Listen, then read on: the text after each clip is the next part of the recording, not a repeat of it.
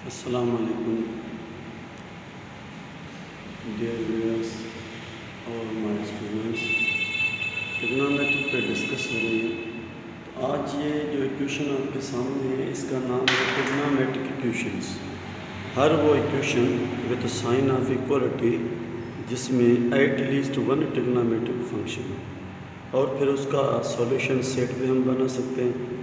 तो इस तरीके से कि अगर एमसीक्यू आ जाए तो सबसे पहले ये होशियारी करनी है कि सॉल्यूशन सेट ऑफ ट्रिग्नोमेट्रिक जो फंक्शन है वो लिखने का एक जनरल तरीका है थीटा, यानी थीटा मीन्स रेफरेंस एंगल,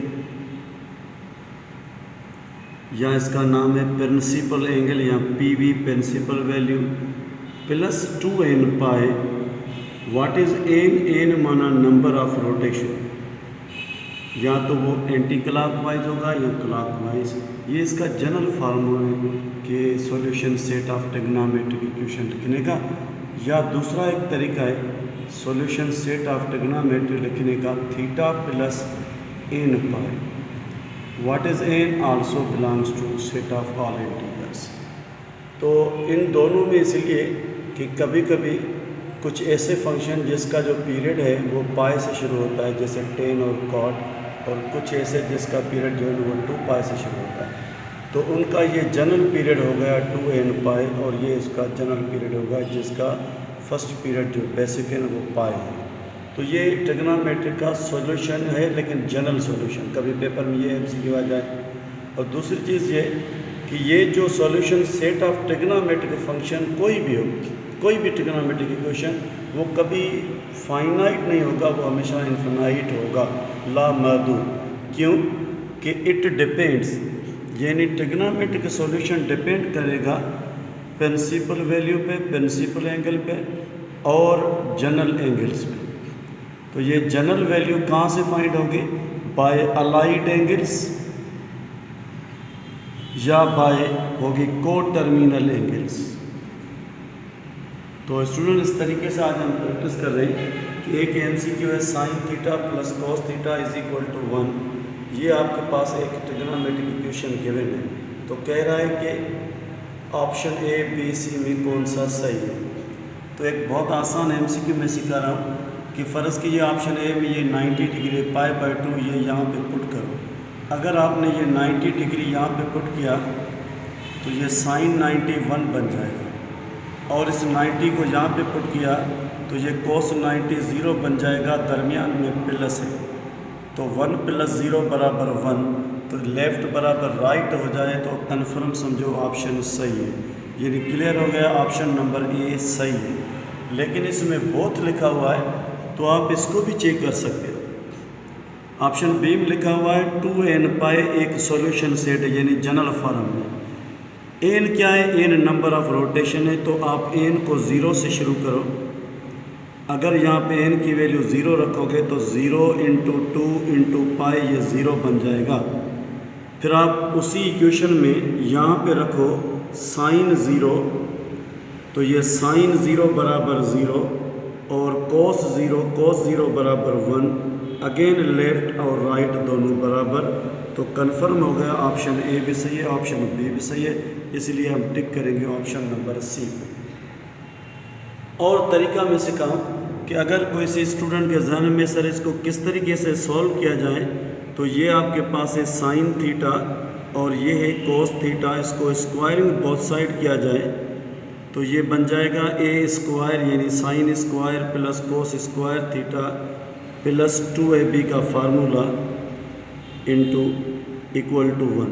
तो ये sine square plus cos square 1 और ये 1 दोनों कैंसिल। हमारे पास जो वैल्यू बनेगी वो होगी sine theta is equal to 0 एक फैक्टर और cos theta is equal to 0 दूसरा फैक्टर। ये 2 चला जाएगा 0 के अपान में। तो यहाँ से हमें जो वैल्यू मिलेगी वो होगी साइन इनवर्स ऑफ 0। तो इसकी प्रिंसिपल वैल्यू 0 होगी ऑन पॉजिटिव एक्स एक्सिस। फिर 2 पाई भी बन जाएगी, लेकिन प्रिंसिपल वैल्यू 0 होगी। अगर यहाँ से हम फाइंड करेंगे तो ये कोस इनवर्स ऑफ 0, तो ये वाई एक्सिस पे 0 होगा, यानी 90 इसकी प्रिंसिपल वैल्यू है। इसलिए ऑप्शन नंबर ए और ऑप्शन नंबर बी दोनों सही है। ये इसका जनरल फार्मूला हो गया A6। अच्छा, दूसरा सवाल कह रहा है कि sine 2 theta minus cos theta equal to 0। अगर इसको हम हल करें तो हल करने का तरीका है कि ये साइन 2 थीटा यानी 2 sine theta into cos theta minus cos theta equal to 0। फिर इन दोनों से कोस थीटा कॉमन और ब्रैकेट में 2 साइन थीटा माइनस 1। तो ये एक फैक्टर अलग हो जाएगा, कोस थीटा इक्वल टू 0। फिर एक फैक्टर यहाँ से मिलेगा, ये -1 इस तरफ जाएगा, वही get sine theta is equal to 1/2। तो ये 1/2 साइन में मीन्स ये 30 डिग्री π/6, और यहाँ से ये जो वैल्यू मिलेगी कोस इनवर्स ऑफ 0 से 90 डिग्री। तो अब आप चेक करो कि ये 90 डिग्री गिवन है, ये π/6 गिवन है, ये 5π/6 गिवन है। 5π/6 का मकसद है 150 डिग्री। तो ऑल अब लिखा हुआ है। हल करने का तरीका ये बहुत टाइम लगाएगा MCQ में। तो आप क्या करो, इस वैल्यू को यहाँ पे पुट करो। तो π/2 यहाँ पुट करने से ये 2 में कैंसिल, साइन 180 साइन पाई 0, और ये 90 यहाँ पे cos 90 आल्सो 0, 0 बराबर 0। ऑप्शन नंबर ए सही है। फिर ये लिखा हुआ है स्टूडेंट्स 30 डिग्री। तो अगर यहाँ पे वैल्यू रखी जाए 2 और थीटा की वैल्यू π/6, फिर cos π/6, तो ये 2 1 ज़ा 2, 2 3 ज़ा 6, ये साइन 60 बन जाएगा, रेडिकल 3/2, और ये cos 30 आल्सो रेडिकल 3/2। दोनों वैल्यू कैंसिल, 0 बराबर 0। इक्वेशन को ऑप्शन नंबर बी भी बैलेंस कर रहा है। सिमिलरली ये 150 डिग्री। अगर इस 150 डिग्री को आप पुट करोगे साइन 2 5π/6, फिर माइनस कोस 5π/6, तो क्या होगा, ये 2 1 ज़ा 2 और ये 3 टाइम, तो ये 300 डिग्री बन जाएगी इन द 4th क्वाड्रेंट। तो साइन 300 की वैल्यू और साइन 60 की वैल्यू सेम होगी, लेकिन निशानी चेंज होगी। 4th क्वाड्रेंट में ये माइनस रेडिकल 3/2 माइनस, और ये है कोस 150 डिग्री। कोस 30 की वैल्यू है पॉजिटिव रेडिकल 3/2, लेकिन सबको पता है आपको कि कोस 150 सेकेंड क्वाड्रेंट, इसलिए ये माइनस। तो ये माइनस इंटू माइनस प्लस, ये वैल्यू इसमें कैंसिल, अगेन बराबर 0। तो साबित हुआ इन तीनों ऑप्शन में ये बिल्कुल बैलेंस हो रही है इक्वेशन गिवन ये, इसलिए हम ऑल को टिक करेंगे, ऑल ऑफ दीज को। ठीक है। इस तरीके से एक और MCQ है कि अगर ये अपने पास है sec power 4 theta minus 10 power 4 theta is equal to 3, और अगर इसमें ये π/4 एंटी क्लॉकवाइज एंगल पुट की जाए तो sec π/4 होल पावर 4। सबको पता है कि sec 45 मीन्स रेडिकल 2, और इसके ऊपर ये पावर 4 है, तो यहाँ से वैल्यू जो हमें मिलेगी वो 4 होगी। लेकिन ये है अपने पास 10 π/4, 10 π/4 मीन्स 1, उसके ऊपर पावर 4, तो ये 4 और 1 का पावर 4 1, तो 4 से 1 कैंसिल 3, यानी लेफ़्ट और राइट दोनों बराबर है। एंटी क्लॉकवाइज में ये सही है, और ये है π/4 क्लॉकवाइज, ये भी सही है। क्यों कि ऊपर जो पावर है ना, वो पावर इवन पावर है 4, इसलिए ऑप्शन ए भी इसको बैलेंस करेगा, लेफ़्ट और राइट बराबर 3 बन जाएगा। अगर ये वैल्यू यहाँ पे रखी जाए तो भी बैलेंस होगा, इसलिए ऑप्शन नंबर सी बिल्कुल सही है बोथ में। इस तरीके से एक और MCQ है अपने पास कि radical 3 cos x minus sine x equal to 0 एक ट्रिग्नोमेट्रिक इक्वेशन गिवन है, तो इसका एसेस क्या होगा, ये सवाल कर रहा है। अगर इसको हम हल करें तो ये अपने पास है रेडिकल 3 cos x, और ये साइन x इस तरफ शिफ्ट होगा, तो ये प्लस का साइन x, यस। तो ये sine x upon cos x is equal to radical 3, तो ये पूरा 10 बन जाएगा। तो ये 10x is equal to radical 3, we know कि tan में जब रेडिकल 3 होगा तो ये 60 डिग्री के बराबर है। 60 माना π/3। तो आप स्टूडेंट नोट कीजिए कि ये π/3 लिखा हुआ है, ठीक है। तो π/3 कौन सा क्वाड्रेंट है? ये है फर्स्ट क्वाड्रेंट में π/3। तो रेडिकल 3 है, रेडिकल 3 मीन्स tan कहाँ पे पॉजिटिव है? एक फर्स्ट क्वाड्रेंट में पॉजिटिव है और एक थर्ड क्वाड्रेंट में पॉजिटिव। अगर यहाँ पे n की वैल्यू रोटेशन 1 रखा जाए तो ये 2π बन जाएगा। 2π और π/3 की एलसीएम क्या होगी? 2 3 6π और प्लस यानी ये 7π/3।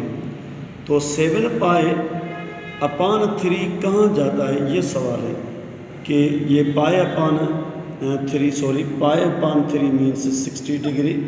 तो इस कंप्लीट की जो वैल्यू होगी वो 420 डिग्री बन जाएगी।